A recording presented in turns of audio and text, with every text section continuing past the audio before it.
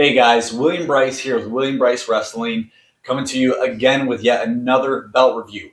Now, I alluded to this a couple videos ago, and I'm very excited to say that I did indeed order and get already my North American Paul Martin send-out strap. So, as I did with the NXT Tag Team Championship and the Men's NXT Championship, we're going to do a review video and a little bit of a comparison between the belts. So, here we go.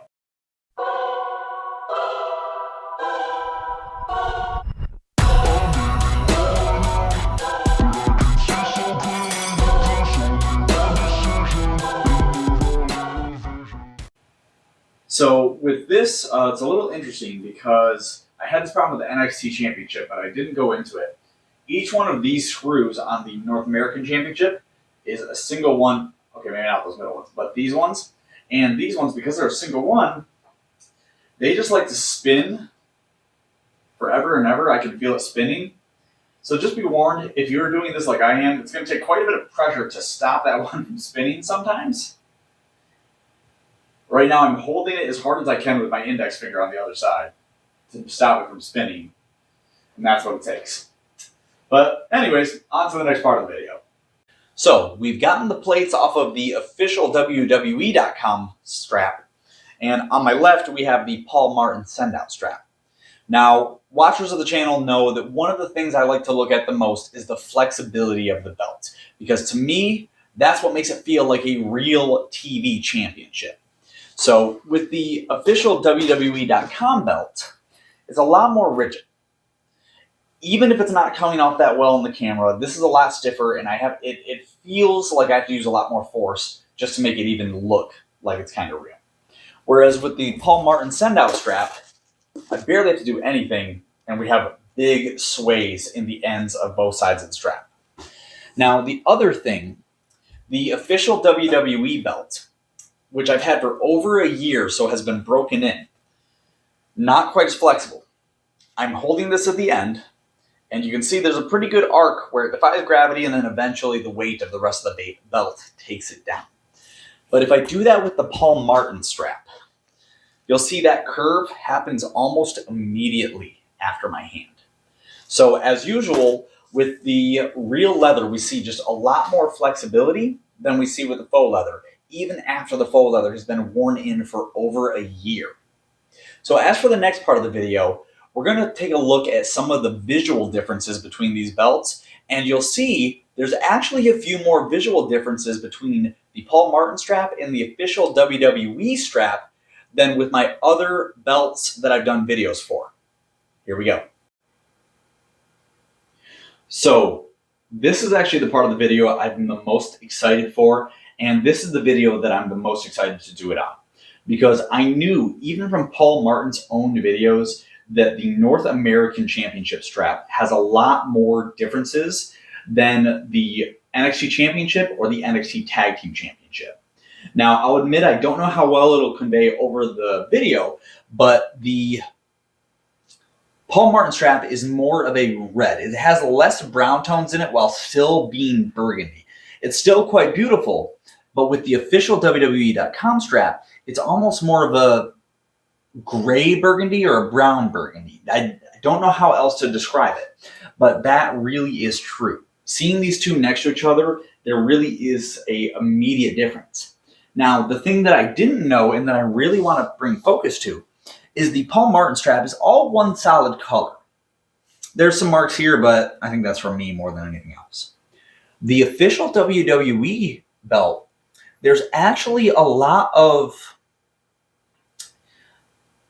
different colorations within, different tones, different variations of the burgundies to the browns to the reds. And it's almost like a subtle camouflage. That might be too strong of a way to describe it, but to be quite honest, I don't know how else to describe it. It's one thing that I did not anticipate when I bought this belt. Now, I'm not upset about it, but I do think that's an important thing to note because it's something that I did not realize. Now, of course, as always, we're going to take a look at the different size comparisons. And unsurprisingly, it's extremely close. This is actually even closer than the NXT Men's Championship. These are truly end to end. It's truly the same length. Now, there are some subtle differences I can feel along the top and bottom ridge. It's so subtle, though, I don't even think you'll see it on camera, to be quite frank. Now, another detail, and I actually did notice this within 5 minutes of having it out the box, is if you look up at the corners, you can actually see the stitching on the WWE official strap. Whereas if you look at the edges, and this does have a black back, by the way, but if you look at the edges of the Paul Martin send-out strap, I do not know enough about leatherwork to know how this is done. But I think it's really interesting because you don't see the stitches. And to be very honest with you guys, I don't know if I like it better or if I don't. Honestly, if anybody has any particular opinions, please drop it in the comments below, because I'm still trying to figure out if I feel any particular way about it and what that way might be. So going on to another feature about the belts is the width of the snaps. I did not measure them specifically. I'm not going to measure them specifically, but these are actually really close. On some of the previous belts, we actually noticed that there was a difference in the width of the snaps. This one, very close, if not identical. So I don't have a problem with that at all. Why would I? All the markings appear to be the same as far as I can tell, with very, very, very, very subtle differences. Of course, as always, we have the Paul Martin signature down here. Now, one kind of cool thing here, it's not taking the place of anything. On the official WWE belt, there was nothing there anyways, so it really is just the signature being added to a blank spot. If we close in on some of the hand tooling or machine tooling, I'm guessing, on the WWE belt, there is a little bit of a difference here. This almost canyon, if you will, seems a lot sharper. It seems like it has more of an edge to it, whereas it's a lot softer and, dare I say, three-dimensional on the Paul Martin send-out strap. I also noticed that we have these lines in between where the bolts go, and over here they're a lot flatter. So I'm actually seeing some things that I like better on the Paul Martin strap, but I think there are some things that I like better on the WWE strap as well. Namely, the different tones in the coloration on the WWE belt, but the more detailed hand tooling on the Paul Martin strap. So that's a really cool difference, and just a couple really interesting things that I did not anticipate even when I bought this. So let's get the plates on this new baby. That's what I've been waiting for days to do, and then we'll take a look and see what it looks like. I may be low right now, but I can see so clearly. There's only one decision in the valley of vision. I may be low right now, but I can see so clearly. There's only one decision in the valley of vision. There's only one decision in the valley of vision. There's only one way out of the hole that I dug. I'll pick my head up so I can see the sky. It's all the reasons why. The only way to go is up. So here we are. We've got all the plates transferred over to the Paul Martin send-out strap. Now, one thing that I noticed that I did not anticipate is because of the design of the belt. Now, this has nothing to do with Paul Martin. Because of this bar right here, it actually makes this strap feel like the least flexible strap. Now, it's really not. It's really just a trick because this doesn't give it as much room to flex. For instance, with the men's NXT belt, we don't have that bar in between the main plate and the side plate. So this one flexes literally all the way. Whereas the North American one, it resists a little bit, but I really think it's because of that bar in between the main plate and the side plates. So that is not a criticism of Paul Martin. It is just a note about the design of the belt in case you're looking to get either the original one or a Paul Martin strap. It's not going to be as flexible as the men's NXT championship. Once again, the biggest difference, even just sitting here holding it, is going to be the coloration and the tones within the colors. That WWE official one had more tones within the strap, whereas this one is just the solid burgundy and more of a red burgundy, not so much of a brown or gray burgundy like the WWE shop one. That being said, I'm really, really excited about this one because I had the real leather strap for my tag team championship, I had the leather strap for my men's NXT championship, and now I have the leather strap for the NXT North American championship. I tell you guys, it really had gotten to the point where after I got the leather strap for my men's NXT championship, it made me not really want to pick this one up because I had 2 real leather straps and 1 faux leather strap, and it didn't feel as good by comparison. Now, there's a couple more things I want to touch before we end this video. As I'm sure you've noticed many a times, this is not a black strap.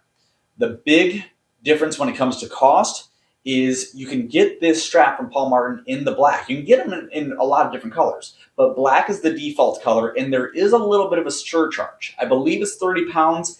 Forgive me, I don't know what that converts to in dollars off the top of my head, but it did cost a little bit extra to get the burgundy. That being said, under that listing, he even says red burgundy in parentheses, TV accurate. So I wanted to pay to get that because I thought it was worth it. And seeing this now, I still feel like it's worth it. I've seen them with the black strap. They look great, but part of what makes the North American Championship so beautiful to me is the fact that it has this burgundy strap. And that is not something that I usually say because I'm not a fan of colored straps when it comes to the Universal Championship, and I'm kind of give or take or leave it when it comes to the Tag Team Championships. So that's another thing to really just be aware of, especially if you're going to buy one of these. And last but not least, the cool thing about the NXT Championship straps is he actually does a version of the strap that doesn't have the wide strap. It looks just like the regular strap, but after the side plates, it thins out more to the width of a traditional championship belt. So if that's something that you say, man, I really like the NXT North American Championship, I just don't like that really wide strap and I want more of a traditional one, he's got you covered there too. At first, I thought that was actually the one I was going to go with, but after watching some videos myself, I decided I wanted to keep this one as accurate to the original design as possible. So once again, thank you everybody. This will probably be the last real leather strap review that I do for a while because they are quite expensive and because this was the last leather strap for myself. Now, my wife does have belts, but it might be a while because she doesn't care about them as much and as I do. And I have other things that my money has to go towards at this particular moment. At a little bit of a shout out to my friend Tim. Thank you for supporting me. And because of you, I'm going to say, make sure to smash that like, hit subscribe, and do all the other things that YouTube likes. Definitely comment. And here's the thing, I am reading your guys' comments. I'm responding to the ones that I can. And let me know, what one is your favorite belt? Have you gotten the Paul Martin straps? What's your favorite color strap? Because honestly, I love the white IC title. I had it for a long time, and there's some titles that I think could really do with a recolor, Universal, and look really great.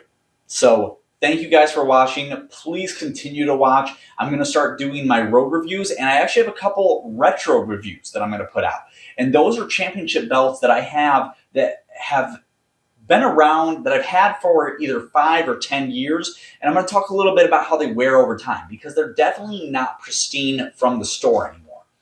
But thank you once again, guys. I know I'm giving a Midwest goodbye here, but thank you for supporting.